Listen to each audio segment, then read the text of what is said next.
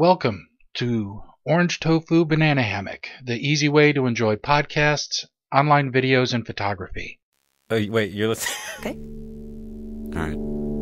Okay. All right. You're Listening to Radio Lab. Radio Lab. From WNYC. C Yep. and NPR. Okay, let us begin Hello. with an unusual encounter which comes from this lady here. I'm Susan Schaller, and where do you want me to start? Her story starts, actually it starts kind of abruptly. I was indeed riding a bicycle to high school, and a catering truck hit me, and I was put in the hospital with a concussion. I was 17 years old, and the concussion was bad enough that it slowed my brain enough that I couldn't read. And so naturally I couldn't go to school. Which sucked for her. At 17 I was very much a nerd, and I was bored out of my mind. So imagine Susan sitting there in the hospital. One day, one of her friends, A friend of mine who was just a little older and had graduated a semester before me, suggested going to the nearby university and crashing classes. Wait a second, why would you go, if your brain was working slowly, why wouldn't you go swimming? I couldn't read, but I could listen and I could hear, and the person was saying that, it's a lot better than high school. And so one day she was at this college. Just kind of wandering down a random hallway. And I opened the first door on the left. That was the accident that changed my whole life, just picking that door. At the front of the room, there was this older guy. He was thin, he was bald, and he was tracing shapes in the air with his hands. It was as if there were pictures being painted in the air, and then they immediately disappeared. Then another picture appeared. I was mesmerized. Uh-huh. The professor was signing. This class was actually one of the first classes to teach sign at a regular hearing university ever. I had also walked into history but didn't know it. Fast forward 5 years, Susan now is fluent in sign. She moves to Los Angeles. It's the late 1970s. And I was snatched and put into interpreter training programs because at that time there were very, very few interpreters. And I found myself in a classroom. In a community college. In something called a reading skills class. So she walks into the class, sees kids all over the classroom making big, excited gestures one to the other. And at the door, I saw this man holding himself. Kind of off by himself. Making his own straitjacket. She went over to the instructor and she pointed at the guy. She said, who's that guy over there? And the instructor said, he was born deaf. His uncle, he has this kind of insistent uncle who brings him here every day. We don't know exactly what to do with him, though. And what did this guy look like? He was a beautiful, now I know, I don't know if I would have had that in my head at the time, but a beautiful looking Mayan, high cheekbones and black hair, black eyes. And something about his eyes caught her attention. He was studying mouths. And I walked up to him and said, "Hello, my name is Susan." And this is where things start to get a little weird. He looks at her, and instead of signing his name, whatever it was, he brings up his hands and signs right back to her. "Hello, my name is Susan." Susan, shakes her head and says, no, I'm Susan. And he responds, no, I'm Susan. Everything you said he tried to say? Exactly. I call it visual echolalia. And I remember thinking, why is he doing this?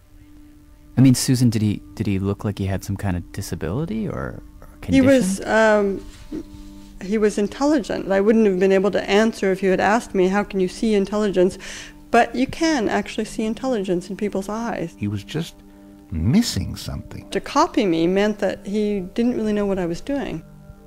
And that's when it occurred to her. This man doesn't have language.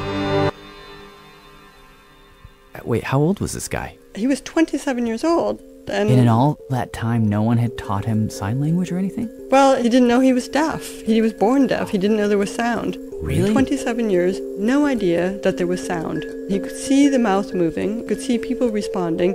He thought we figured all this stuff out visually. And he thought, I must be stupid. And so here's the question for our hour. This is Radio Lab. I'm Jad Abumrad. I'm Robert Krulwich. Words. What do words do for us? Are they necessary? Can you live without them? Can you think without them? Can you dream without them? Can you... That's enough. Can you swim without them? No, that's enough. No. Back to the story. So this man that Susan met, we don't actually know his real name, but when she wrote about him in her book, A Man Without Words, she called him Ildefonso. There they are, sitting in the classroom. She's right there with him. And of course, she's wondering, what have you been doing for 27 years? So she thinks, well, let me see if I can teach him some just basic sign language. In an interesting case, she takes out a book and makes the sign book. But the sign for book, it looks like opening up a book. So he thought I was ordering him to open a book. So he grabs the book and he opens it. Because he thought I was asking him to do something. It was very difficult. If I gave him the sign for standing up, he thought I wanted him to stand up. And so I couldn't have a conversation with him. And it was the most frustrating thing I have ever done in my life. wait a second, how long did this go on for? Well, weeks. It was weeks. Wow.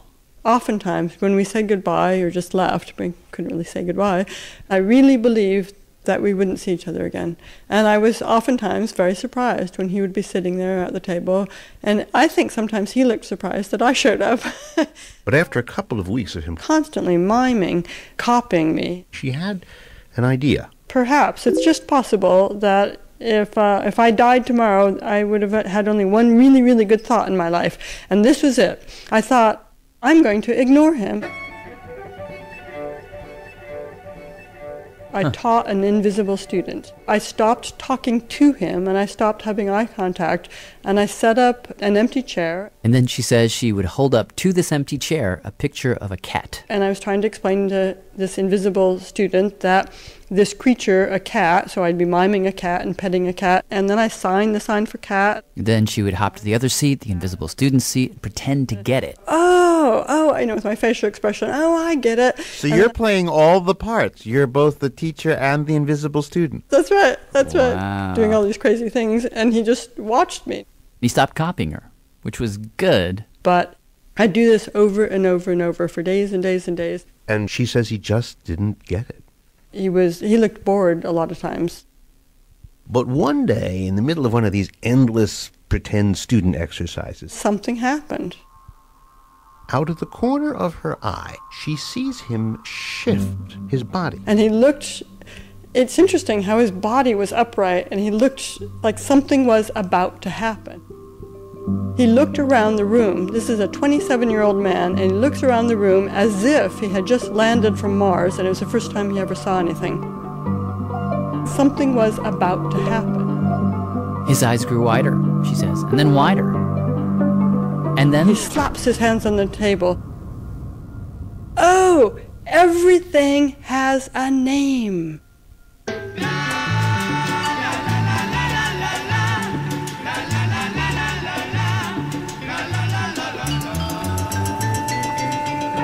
And he looks at me in this demanding way, and I sign table. And he points to the door, and I sign door. And he points to the clock, and he points to me, and I sign Susan. And then he started crying. He just collapsed, and he started crying.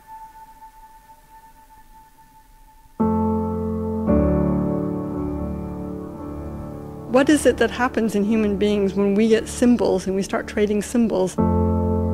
It changes our thinking, it changes our ideas of it's no longer the thing, a table that we eat on, but there's something about the symbol table that makes the table look different.